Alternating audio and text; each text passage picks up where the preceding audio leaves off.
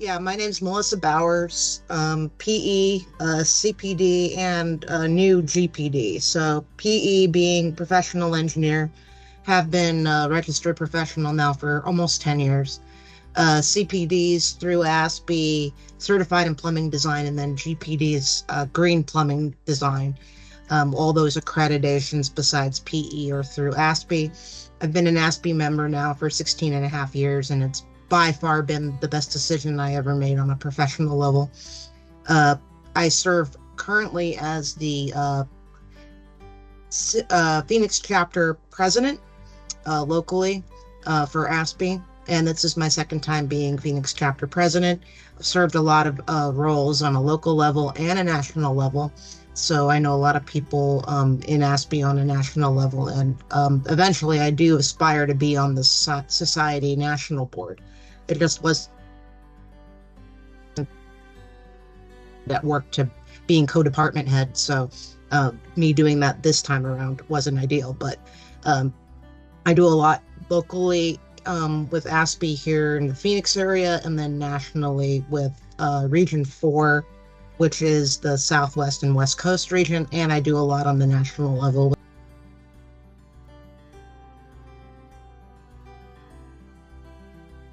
As far as AUTOBrine and Peak Industries is concerned, my relationship with that goes back to 2016. I was the AYP liaison. AYP is the ASPE Young Professional Group for the Phoenix chapter. And in 2016, the national convention was held here in Phoenix, Arizona. And I was tasked with putting together the one of the very first AYP group outings that was part of the convention package, where you could pay $15 at the time and then go to a bowling event. And it was before Denny or Jeanette, I think, were even with the company. It was an other gentleman who helped and AUTOBrine at the time, because it was just AUTOBrine. They were a co-sponsor of that event. So my relationship with you guys started 8 years ago, and it's been nothing but positive ever since. The AYP's been huge with what Peak Industries has done for AYP. I know you guys are pretty much the sponsor for ASPE Young Professionals, and that's key. We definitely need ASPE Young Professionals with what we're going on as far as an organization, because if you look at the demographics of American Society of Plumbing Engineers in general, the average age of one of our members is about 57, 58. It used to be 59 or 60, but we're actually working on lowering that. What's going to end up happening, like a lot of people that are in that age level, is in about 5 to 10 years, we're going to end up having a big void in our society, because people are going to get to retirement age. And we're not going to have plumbing designers and plumbing professionals in our industry that come up. So that's why AYP was started, to kind of get young people interested in plumbing, and the people that are doing plumbing design that are the ages of 35 and younger can keep, ASPE has a home for you. We have a focus group where we're really trying to get and retain those young individuals so that they have a lifetime of learning and prospering in the industry. So I've been a big proponent of AYP since the focus group began back in 2012. And with AUTOBrine helping us since 2016, that's been phenomenal. And I've only seen that grow. I believe now, as far as AYP is concerned, Nikita Patel, who I believe is with the Baltimore or Washington, D.C. chapter, she might even be in Pennsylvania now. She's the current AYP liaison, and you guys have just been phenomenal with helping AYP out. As far as Women of ASPE, technically Women of ASPE sponsor on paper is Delta, but AUTOBrine and Peak Industries has been another huge sponsor in addition to that. Something they don't have to do. I mean, you guys aren't obligated on paper to help Women of ASPE as much as you guys have and always have.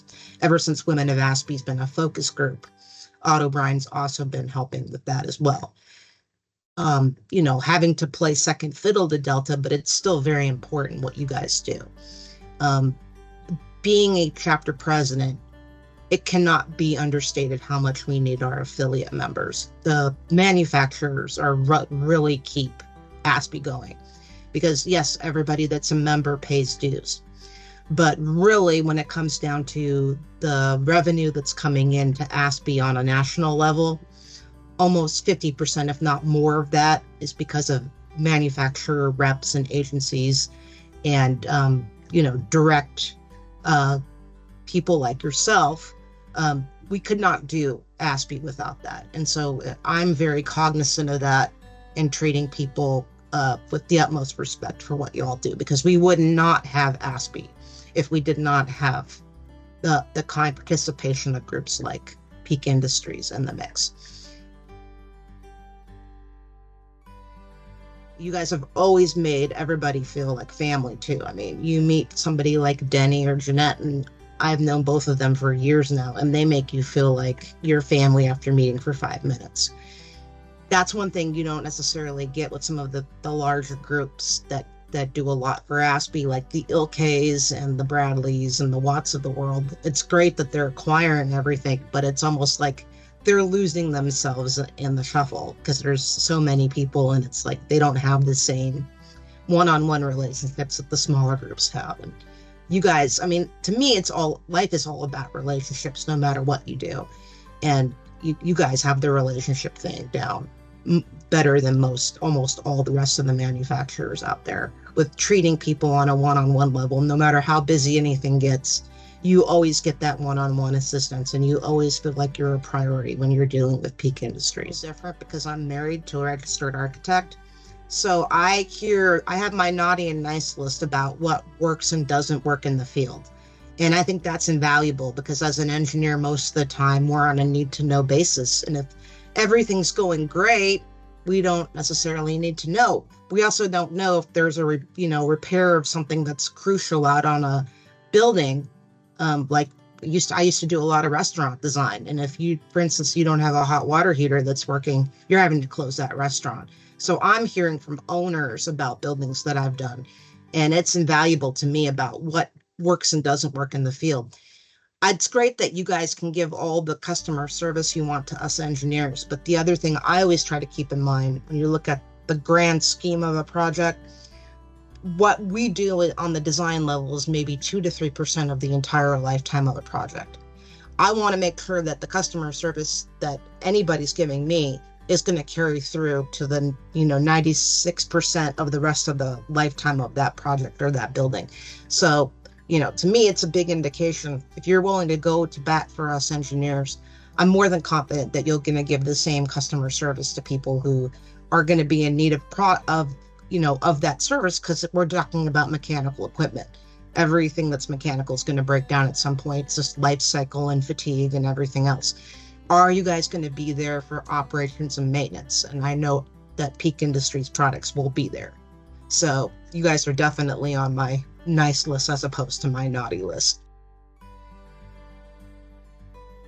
And the idea that you don't have to carry brine packs with you everywhere to go and get this done on a large scale, that is up and coming when you think about it. So you're right in the wheelhouse of what is up and coming, as opposed to the old school way of, having a forklift sometimes to schlep these big brine bags that can weigh 50 pounds to 100 pounds into a thing. I mean, you guys are right there on the cutting glimpse of that technology. So it's perfect if you're talking about these younger professionals. So like you said, heck, we're all carrying these around, now. I mean, it's basically you have a mini computer in your hand at any given moment.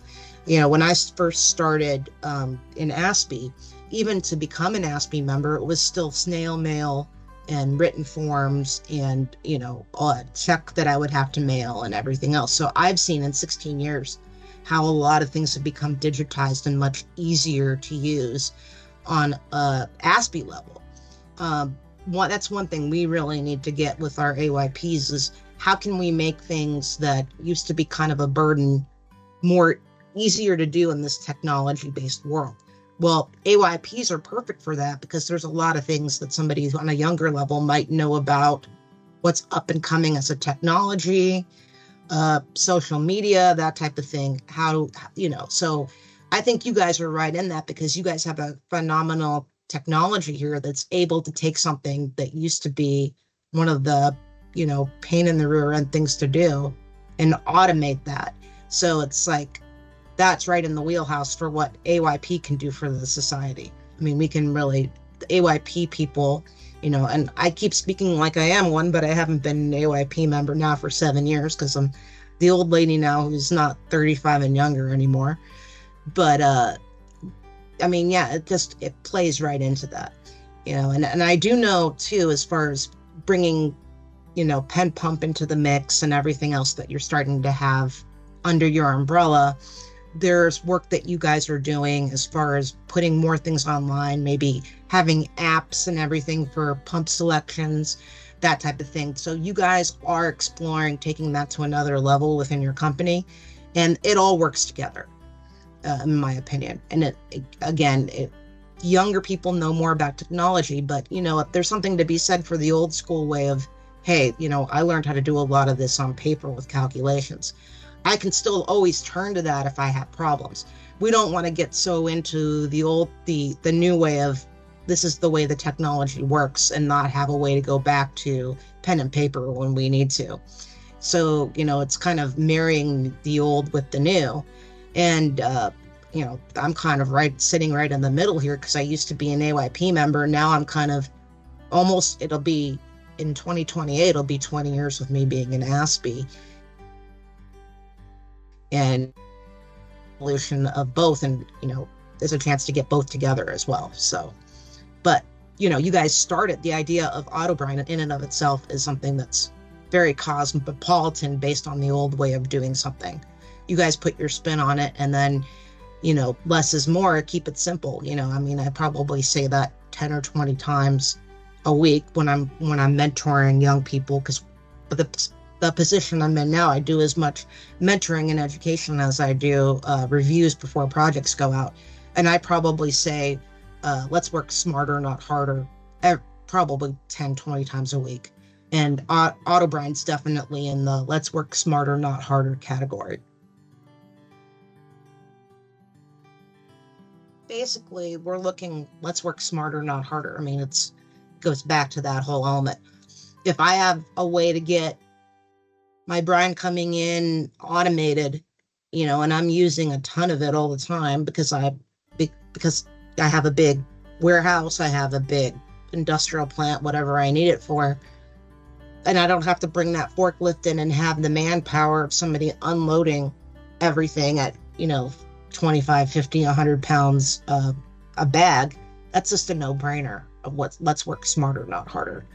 So it a little bit more extra cost down the road, yeah, but your return on investment is so much better with it, and you're basically taking labor out of the equation. That's another big thing right now, is people look at the first cost of materials, but they're not necessarily looking at the cost of labor, which is always something built into it. And basically you've taken labor out of the equation because there is no labor. So except for maybe 5-10 years down the line when some component of the system needs to be maintained, just like anything else, it's a mechanical piece of equipment. So after it's gone through so many duty cycles, you're going to have something that breaks down. But that's not happening on a day-to-day, and it's not something that you have to be worried about every single day. It's not like most systems where, I don't have soft water when I need it. I need it for something crucial.